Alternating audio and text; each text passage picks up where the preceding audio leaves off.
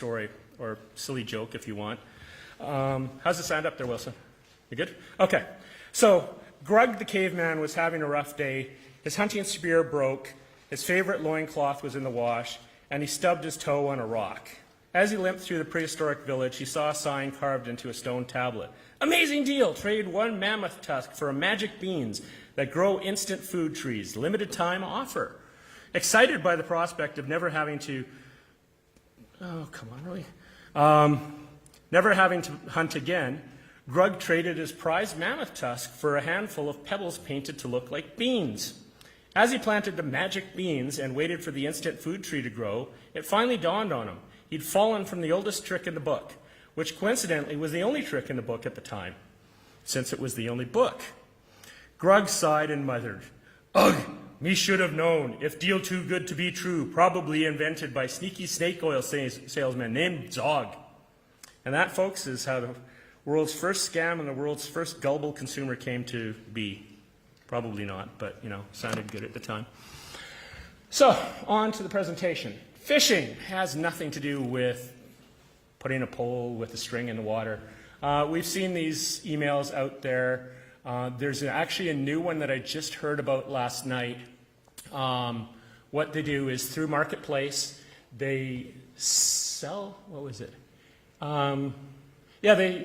They buy a product. And so they transfer you the money.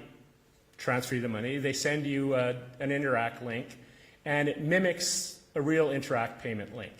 You click on that link, you log in, you've now given them your website or your security login from your bank, and they'll clean you out. And it's just, it looks legit. And these types of scams are all over everywhere. And they use deceptive emails, websites, or text messages. We've seen the text messages, often impersonating legitimate companies or institutions like Interac. They aim to steal login credentials, financial information, or install malware. May use urgent language, limited time deal, or threats to prompt immediate action. Tech support scams. I remember my mom, when she first got a computer, she contacted me, and she was quite proud because somebody had phoned her and said that her computer had a problem. She says, "I don't trust them." And I go, "Good, Mom." So sometimes they'll pretend to be well-known tech companies. Sometimes it's Google. They may use pop-up warnings or cold calls to initiate contact. They attempt to gain remote control of your devices and often charge unnecessary services to steal sensitive information. This also brings up, although it may not, well, it is a tech support scam, I guess.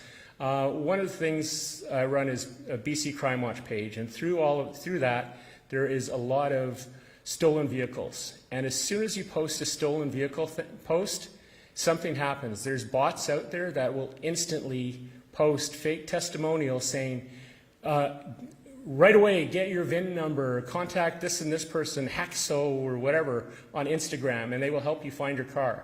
It's a scam. I try to delete those as soon as they come. I block them. I put in keyword filters. They happen incredibly fast. There's no humans involved. It's all programming until you respond, and then there's a human involved that's going to steal your money. Identity theft involves stealing personal information like social security, social insurance numbers, credit card details. It can lead to fraudulent purchases, loan applications, or tax fraud may occur through data breaches, London drugs, for example, phishing or physical theft of documents. So that brings up shred your documents if there's anything important, and even when it comes to your mail, empty your mailbox. If you're away on vacation, have somebody grab your mail, because it's easy for someone to steal your mail and then use the content of that mail to create another you. Can have long-lasting impacts on your credit scores and financial health. Social media profile cloning. This is sort of like identity theft, and I've seen this happen a lot. And I've done a video on it on Facebook. Basically, if your Facebook profile or whatever has all of your friends public, you are a target for a cloner. Because what they'll do is they'll take your pictures, they'll create another you, they'll send friend requests to all of your friends, and then once they gain their trust because they're you, or at least they appear to be you, they will try to scam them. They'll say, you know, I need money, Here's a great investment. You need to get this. I made lots of money. And because they think they're talking to a friend, they've got trust. So when it comes to social media profiles, hide your friends list, even to friends. I joke about how to the outside world, my Facebook friends list looks like I'm a social leper. I have no friends. Because initially I did it to protect them, and that's really what it comes down to, because it does protect them from being scammed. They use your public information and photos, and even if it comes to, say for example, here's one that I saw, and it leads into grandparent scam as well. Somebody posted a public picture of a child.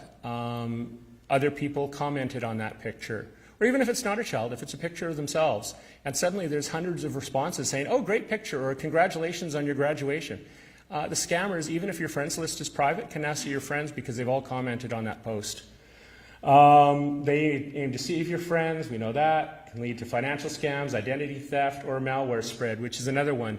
They'll send a video, and sometimes you see these videos on Facebook that say, oh my God, look at this video, if it's, on a crime thing, like if there's a murder or an assault, and they'll say, oh, look at this video, and it's not the video, it's a phishing expedition or malware that goes on your computer.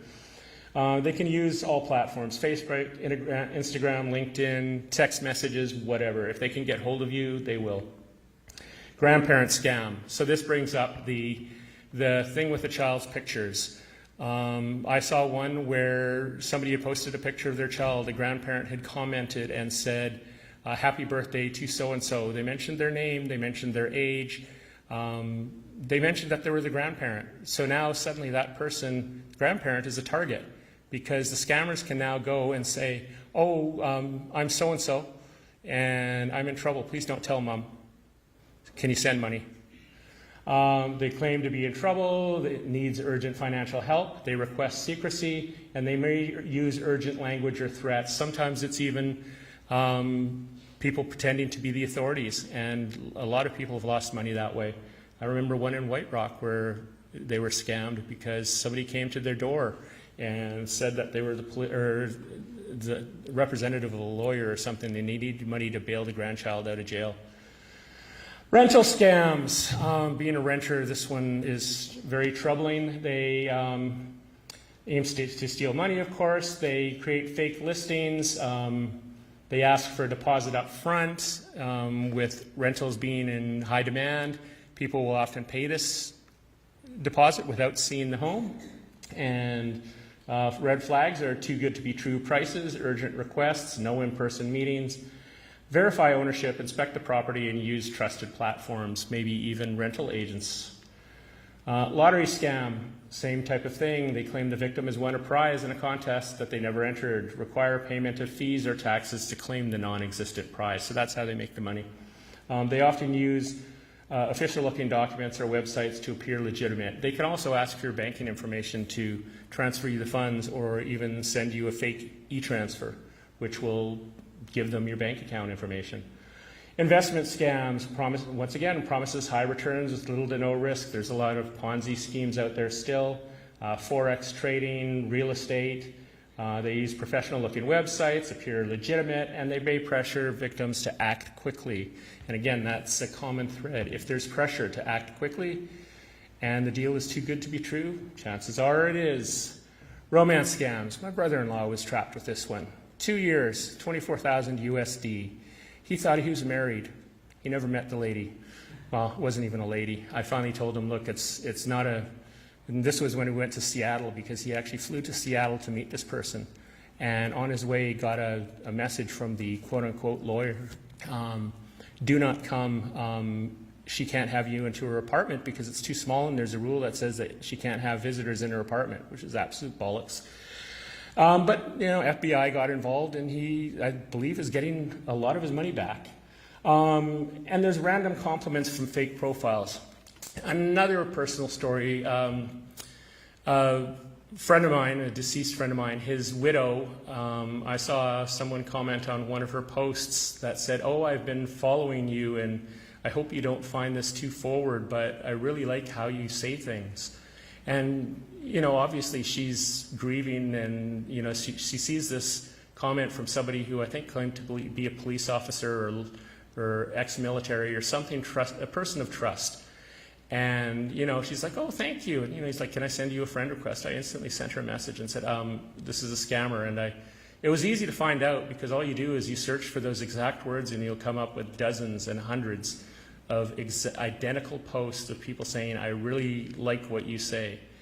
And they try to build those emotional connections. They eventually ask for money, citing emergencies, travel expenses. My brother-in-law was scammed by her saying there was medical procedures that had to be done. It was life-saving.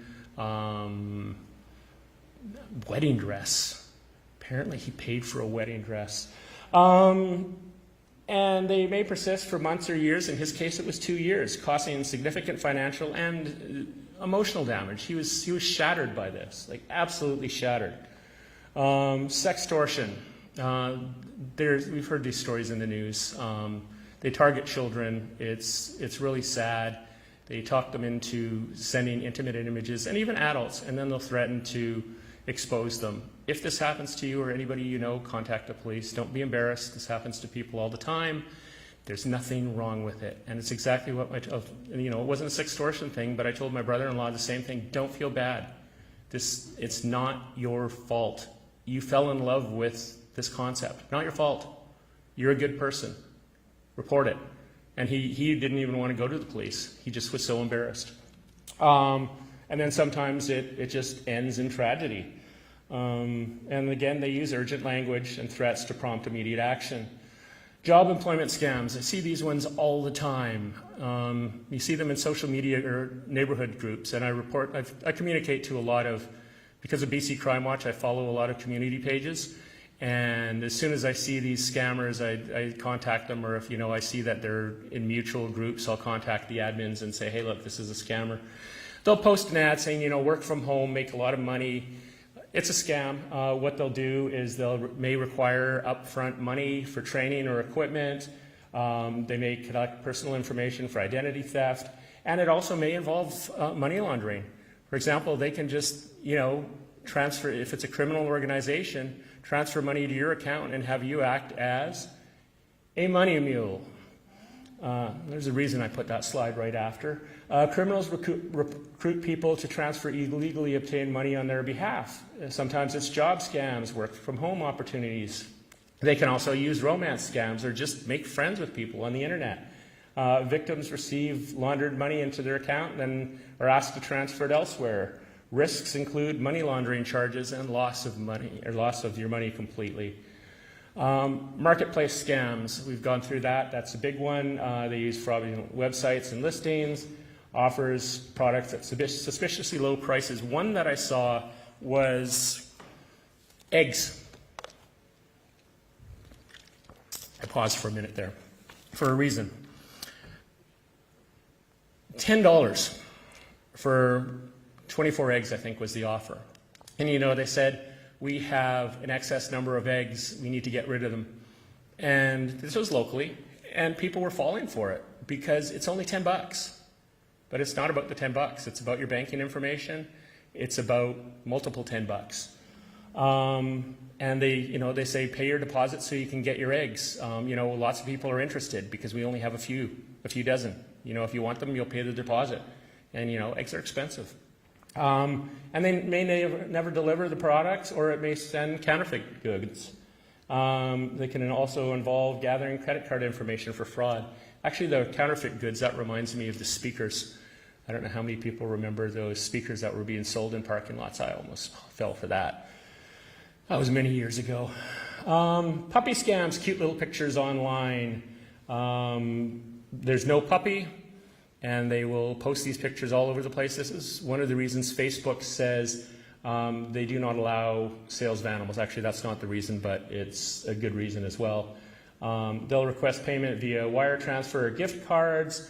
Prices are lower than the typical prices for that breed, and they'll refuse to let you see the puppy in person before buying. You'll have to reserve the puppy, and there's multiple listings with the same photos but different details, and sometimes even the same details. Home repair scams, similar to the aforementioned tech support scam. They'll go door to door. They'll offer deals on services. Sometimes the services aren't needed. Maybe they are legitimate businesses. I see this in the alarm industry a lot. People will come to, and they're legitimate companies. They'll come to your door and say, "We're from the alarm company. We're here to, we noticed your monitoring contract is up for renewal." I've had them contact one of my customers in Delta with exactly that same thing. He contacted me immediately. He said, "Who is this person coming to my door? It's not you. Why are they coming, trying to get me to renew my contract?" It's not me, it's not from me, and it's from another company, and I won't mention their name. But they're a legitimate company. They sold out to another company recently. But yeah, they'll go around and they'll do that type of thing. But you'll see it on furnace repairs, even roof repairs, and they'll take a deposit and they'll never show up. They use high pressure tactics, tell you things are going to go wrong. In the case of the alarm, we'll upgrade you to a new digital system, to just use buzzwords people don't really understand, nor do they. And sometimes they're just fake and they're pretending to represent a legitimate company. Case in point, my neighborhood again, after that big fire that happened across the street on Scott Road in 2017, somebody was wandering around the neighborhood wearing a shirt from, I can't even remember the name of the restoration, I think it was Cromwell. They were wearing a Cromwell shirt and, going door to door. And so, I went to one of the supervisors and had a picture of the guy and I said, "Is this guy working for you?" He goes, "By definitely not." And within minutes, he had all his workers canvassing the area trying to find the guy. He was quite upset about it. Health and medical scams. I remember seeing one of these in a Facebook group, and my wife has chronic health conditions, and at the time, we didn't know what it was. It turned out to be a brain tumor. She had headaches that were constant. And so I saw this post, and somebody had said, "I want to help." She was 19 years old. "I want to help 10 people today. Contact me if you have these symptoms," and listed headaches as one of them, and quite a few other serious symptoms that seemed benign but could end up being really serious. And I pointed out, much to the chagrin of the admin of that group, that she was not a medical professional. I asked her, I said, "What's your medical training to say that you can cure anything for anybody?" And I got in trouble from the real estate agent that ran the group, still does. I don't belong to that group anymore. Reliance on testimonials over scientific evidence. There's a lot of fake testimonials out there. I get contacted constantly by people who say, "Oh, you own an alarm company. We can write 100 positive reviews for you for so and so much money." No, go away. I don't want to do that. I'd rather have fewer reviews and have them be honest. They promise to treat multiple unrelated conditions. Pressure to act quickly, again. Fake online pharmacies, although I haven't seen that here. I think that's more of a US thing, cheap drugs without prescriptions. Psychic or fortune-telling scams. I know that there's an entertainment component to this, and I also know somebody who, she feels she's got powers, and I'm not going to argue with it. Maybe she does. I don't understand it. But there's also some that are very predatorial and scammers. You see these, I saw something posted on Facebook. They were dropping off cards, and the person said that they would remove curses, they would cure many health conditions, make people rich, all sorts of promises that there's absolutely no way they could possibly even deliver on those. Tax scams, again, they'll just claim to be from the tax agency. Sometimes it's a text message, sometimes it's a phone call. I get them all the time where, this is the Internal Revenue Service. We're going to send the police after you. I have a klaxon horn just for that. I wait for the person to come online, and then I blast this little air horn, and it gives me pleasure, twisted as it is. They often use threats of arrest or legal action to create urgency. They may demand payment of fake fines. They usually through gift cards or wire transfers. And some may even claim to have a tax return for you by a text message or phone call and say, go to this link to get your tax return. Government doesn't do that. I remember seeing that with COVID relief. There was tons of those texts going out. Debt collection scams, again the same thing. Aggressive phone calls claiming you owe money, using threats, exactly the same as the tax scam. Charity scams. So once again, any natural disaster that happens, people will take advantage of these charitable organizations. Be cautious. There are some legitimate organizations out there. You can contact them and they can verify whoever's canvassing, be it the United Way, Red Cross, or whatever the case may be. They pressure victims to donate immediately without proper verification, and they may provide fake tax receipts. ATM and point-of-sale skimming. Again, I did about 3 videos of this on Facebook on BC Crime Watch. They basically put a fake cover on top of an existing point-of-sale machine, and sometimes it even includes the keypad. It looks real, and people will say, how does that happen? It's got to be an inside job. It can happen within seconds. I've got one video where a person was distracting someone and then another person came and quickly popped the fake cover on top of the POS machine. And 3D printing technology makes it easy. And obviously leads to unauthorized withdrawals. Keep an eye on your credit card statement. And when I posted those videos, a lot of people said, oh, is TAP safe? No, TAP is a wireless technology. You put your card close to it, they've got a fake reader. An ESP32 chip is $15 for an expensive one, about $7. And somebody with a little bit of technical knowledge can program that thing to do anything from, run a camera, do home automation. They're a really cool chip. I played around with them. But they can also be used to read any type of technology. Apple Pay is apparently, they claim to be secure for that because of multiple verification. They're secure until they're not. So don't assume any tech is safe. Always keep an eye on your bank statements. As far as reporting fraud, it's a really long URL, which is French and English, but if you go to Google and search for Canadian Anti-Fraud Center, it'll come up. If you get a text fraud, it's really quite easy. Just forward the text to 7726, and you will get a verification text back saying thank you for reporting. I've done this multiple times. It works great. So really, that's about it. So any questions? Sure. What I learned about at CARP is that, especially during COVID, as a senior, movers were moving furniture for seniors and then holding it ransom. Yeah. $10,000. Jeez. All for COVID, less now. Wow, that's kind of scary. Yeah, that's an interesting one. Yeah, I guess when people I can see it happening even outside of COVID. That just people are. Not much licensing for being a mover. Yeah, exactly. And there's a lot of moving companies are also money laundering fronts because it's I've heard of that before. I've known of some like that where the person running the thing was obviously a drug dealer, and they were using the moving business because it's all cash. They have to verify where the money is coming from.